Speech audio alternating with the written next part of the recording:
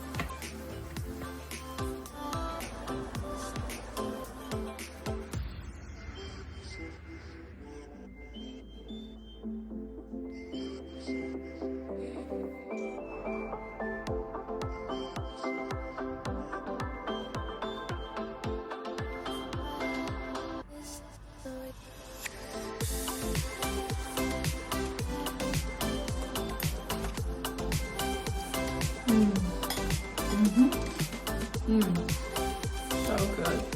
The chicken is tender and the rice has this chewy texture together with the salt and peppery flavor. It's so comforting and delicious. I hope you will give this recipe a try.